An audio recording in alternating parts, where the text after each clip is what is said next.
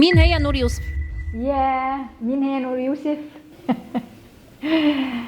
مشوار الحياة ابتدى بكمية مأساوات غير طبيعية. يعني أنا كنت وأنا في الولادة هموت وأمي هتموت، فعندنا تراومة الولادة. وأنا في بطن أمي كنت بالمشقلب، حياتي كلها بالمشقلب بتاع الناس. فيعني مهم جدا ان انا اتولدت بالمشقلب، ان انا كنت بالمشقلب في بطن امي. امي اول ما اتولدت قالت لي انت هتعذبيني لانك هتكوني متمرده. بقول لها ليه يا ماما؟ بتقول لي عشان انت كنتي بالمشقلب. انا احيانا بتسائل الامهات بتعرف ازاي حاجات زي كده، لانه انا فعلا طلعت متمرده جدا على حاجات كتيره قوي في المجتمع. الناس بتقول عليها هي لازم تتعمل عشان هي كده، لكن ملهاش اي معنى ولا بتفيدنا في اي حاجه. زي مثلا احساسنا بالذنب، بنحس بالذنب واحنا مش عاملين حاجه. او حد يقول انا اتربيت كده فما اعرفش اعمل غير كده. يعني انا اتربيت كده ما اعرفش اعمل غير كده. في رجاله كتير على فكره بتقول كده، وستات كمان، بس رجاله اكتر. يقول لك خديني زي ما انا ما بعرفش ادلع، او انا ما بعرفش اقول كلمه حلوه عشان انا وانا صغير في بيت اهلي ما قالوليش كده.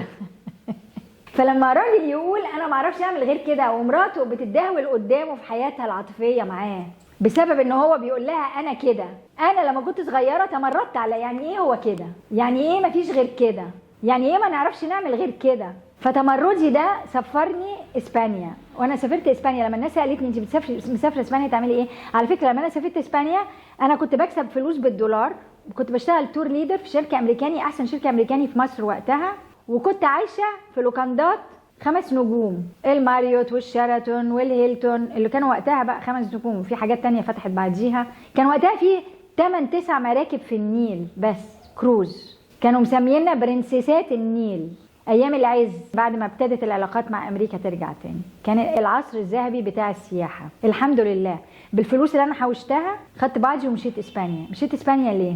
كنت بدور على نفسي، كنت بسال السؤال اللي اتسالني النهارده، مين نور يوسف؟ على فكره نور ما كان اسمها، وفي الورق على البطاقه اسمها ليلى يوسف. فانا اتولدت ليلى يوسف وعشت ليلى يوسف لغايه من قيمه 7 سنين، بس دي قصه تانية هحكيها لكم في وقت تاني.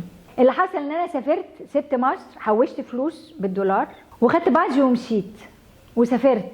لما انا سافرت انا ما كنتش عارفه، انا كنت عارفه ان انا بدور على نفسي، بس انا ما كنتش عارفه هلاقي ايه. الحاجه الوحيده اللي انا كنت عارفاها ان انا عندي تعاقد جامد مع نفسي ان انا هلاقي اللي بدور عليه، وعندي ثقه وعندي تمسك باني هفضل ماشيه في السكه لغايه لما الاقي اللي انا بدور عليه. ده اللي انا فهمته بعدين، لما الواحد بياخد العزيمه ان هو عايز يروح حته، والحته دي طلع من قلبه بجد وعمل فيها الكوميتمنت الحقيقي، سبحان الله بيبتدي يظهر في حياتك البني ادمين العلامات اللي بتوصلك في الحته دي.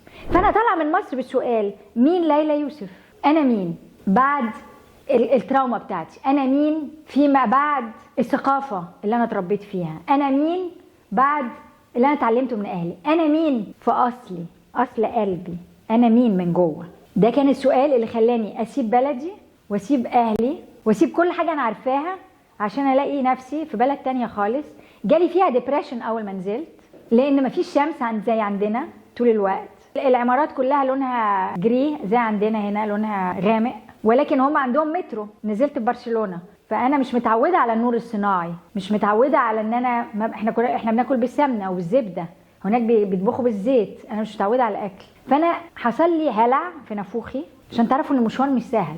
حصل لي هلع في نافوخي وطلعت منه باني رحت قعدت في الطبيعه، وعادي في الطبيعه طلعني من الهلع. انا حصل لي كده هلع، كنت بتخيل حاجات بتهجم عليا، ودخلت في حاله مش كويسه خالص. ابتدى يبقى عندي اضطراب، وانا ما عنديش اضطراب ابدا. ابتديت احس ان انا ضايعه ومش عارفه انا اعمل ايه، ولكن انا كان عندي اصرار ان انا الاقي الرد على السؤال من انا. فابتدت تظهر في حياتي ناس ابتدوا يدوني كتب، وكل ما اقرا كتاب من دول الكتاب بيرد على حاجات انا كنت بتساءلها عن الحياه، عن العلاقات، عن نفسي، عن الدنيا شغاله ازاي، عن النفسيه بتتركب ازاي. كل كتاب كان خطوه. سبحان الله وقعوا في ايدي 4-5 كتب.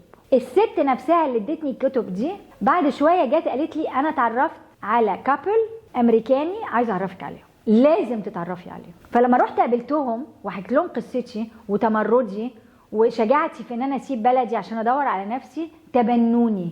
هم كانوا متخصصين في الرد على السؤال. سبحان الله. انا قعدت في المشوار ده قد ايه لغايه لما وصلت لكده؟